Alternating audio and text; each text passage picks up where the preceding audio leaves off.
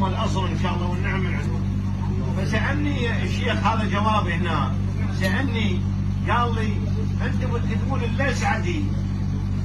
قلت له الاسعدي احنا ساعده، سواء كان بنجد بالمدينه انتم وثائق موجوده اهل العماره الان، تاريخهم عشائرهم ال صهيب والغيث والعبيات، يعني هاي التاريخ لقيت عنوان نوفل وآل عمارة والواشد، هاي الأسماء العامة يعني، والمانع هاي الأسماء. لو تجي للمانع هو كان مفتح لهم علاقة بالصهد. لو تجي بالواشد، الواشد موجودين ويا الغيث.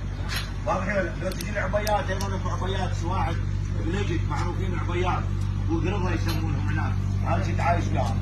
فقال شنو الاسعدي؟ قلت الاسعدي احنا سابقا بغزيه من يقول آل رفيع ما يقول آل رفيع، يقول آل رفيع. أحمد ما يقول آل أحمد، يقول أحمد. ابنوية العيد ما يقول آل العيد، العيد ما يقول آل العيد.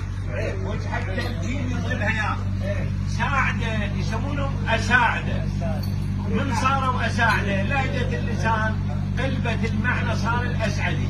وأكو فرع من ساعدة اسمهم ذرية أسعد، أسعد يعني الساعد، الأسعدي غير الساعدة العامي، هم فرع من ساعدة، بس عم هذا الاسم شياعي يسمونه كثيرا ما. هسه أنت مثلا عم على المعاليس اسم الزعامة العنيزة، عم على قوم بن شايع الطواش، يعني قوم بن شايع مو كلهم الطواش، فرع من عندهم الطواش، هنا لا. فهذه المسميات تعب مرات. هو يقول شنو يختلفون الاسعدي عن الساعد عندكم؟ قلت له لا، هم نفسهم ساعده وساعده والاسعدي والغيث والمفلح وهاي الاسماء كلها ساعده. اي